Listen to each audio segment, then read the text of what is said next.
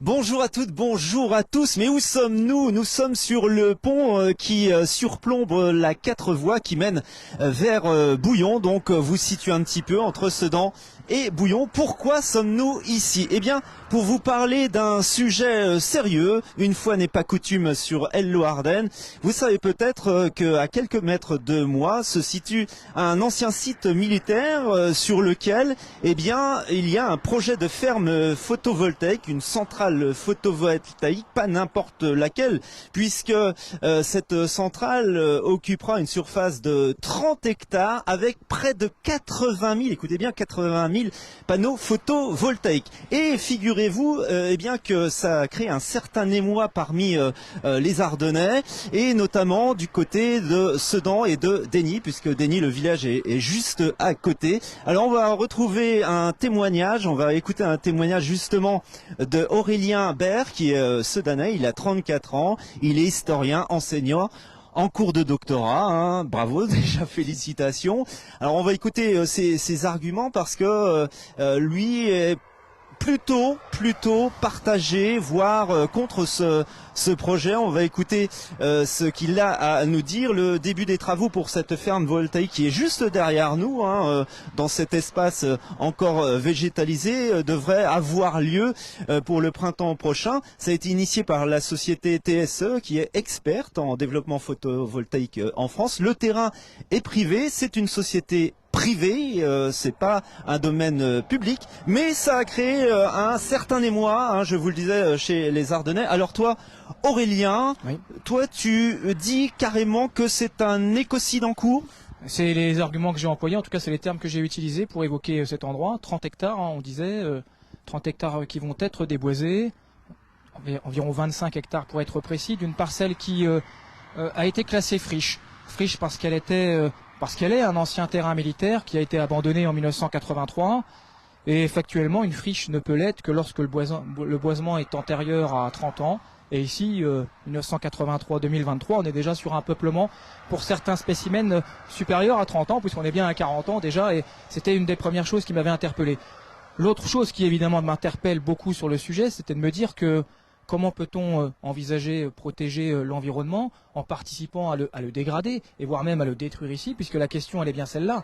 Détruire un bois, il faut dire les choses clairement, hein, détruire un bois, déboiser une importante parcelle pour à la fin y aménager et y installer 80 000 panneaux en effet pour une puissance développée de 40 mégawatts qui devrait permettre, dit-on, d'alimenter 6 000 foyers. Alors moi la question que je m'étais posée c'était de savoir si on était en mesure d'imaginer qu'un projet vert puisse être un projet qui se fait sur une forêt que l'on rase. Et là, immédiatement, moi j'ai mesuré l'incohérence, le paradoxe du sujet, d'autant plus, et je pourrais rebondir là-dessus aussi, c'est que cet endroit, c'est pas un endroit particulièrement riche, c'est vrai peut-être, mais en tout cas, une réserve de biodiversité, un réservoir de biodiversité, ça c'est certain, puisqu'il y a des recensés qui ont été réalisés, et on retrouve ici des animaux qui sont protégés par arrêté ministériel. Et il y en a une certaine liste qui a été réalisé par des associations écologiques, par des militants écologiques aussi, et qui nous ont fait dire eh bien, qu'il y avait de la pie-grièche écorcheur,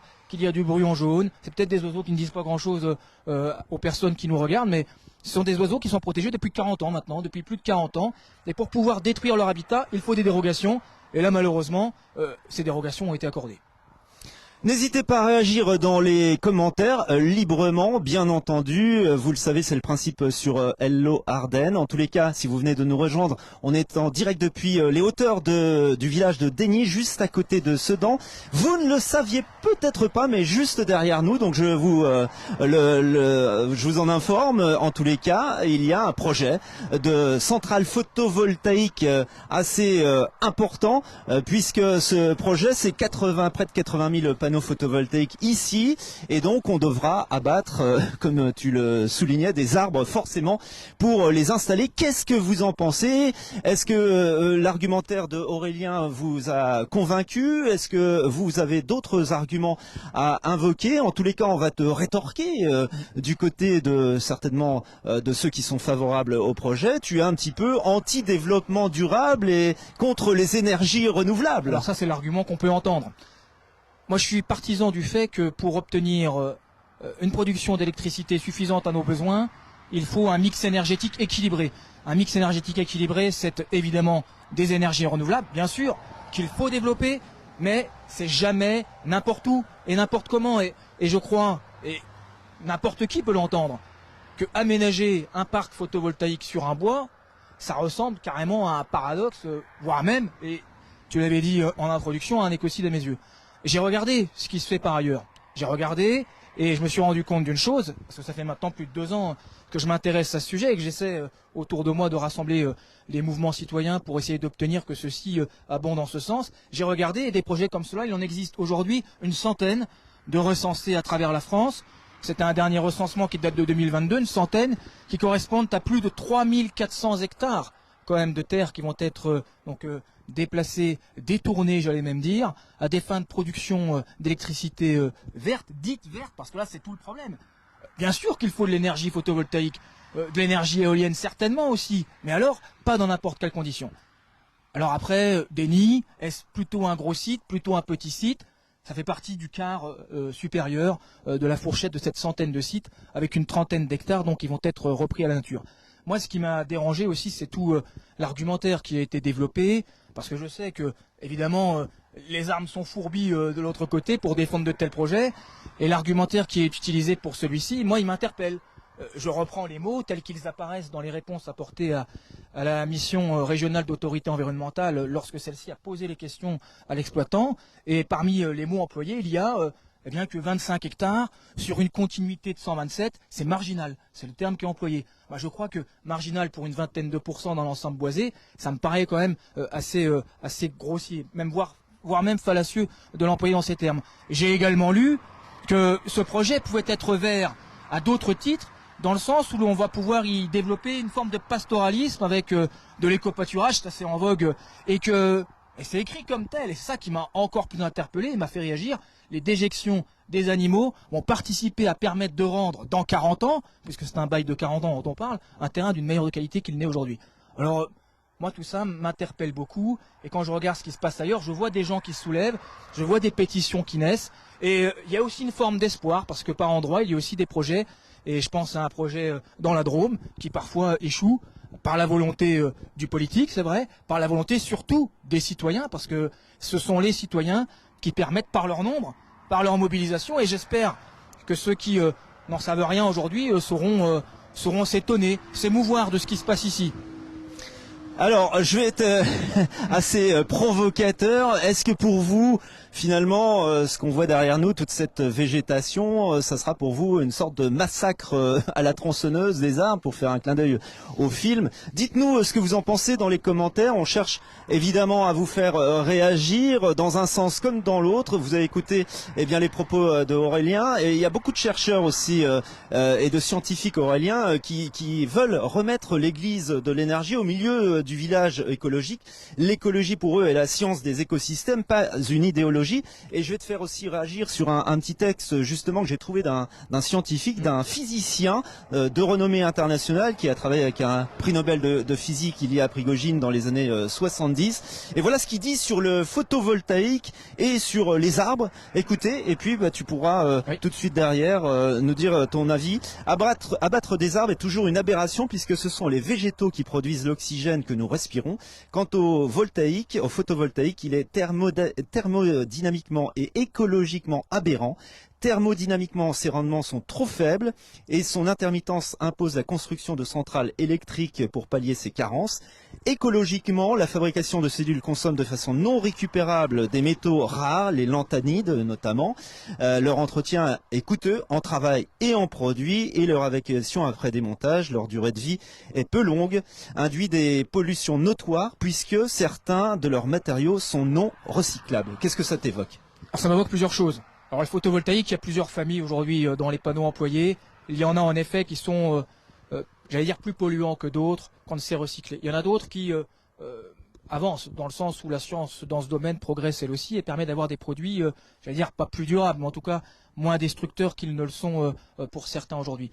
Moi, je rejoins ces propos évidemment, parce que quand on parle de photosynthèse, quand on parle de production d'oxygène, on pense immédiatement à la végétation qui nous entoure et à ces bois qui sont notre bien commun. Et ce que je regrette par-dessus tout, c'est que, en plus de ça, On vit dans une époque qui est celle d'un réchauffement climatique, d'une crise énergétique, c'est vrai, mais d'un réchauffement climatique. Alors, je parle de climat, je parle pas de météo, je parle sur le long terme.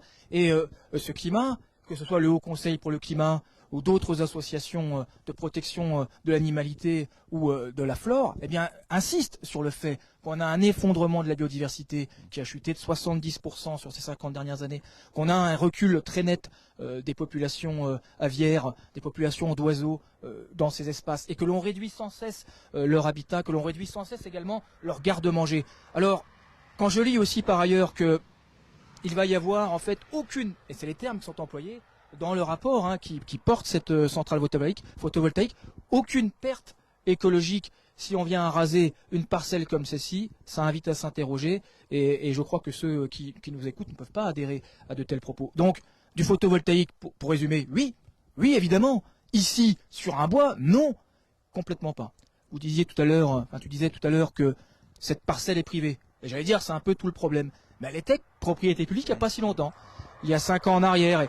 Et on aurait pu faire le choix, 5 ans en arrière, eh bien de s'orienter vers autre chose, vers un autre projet certainement.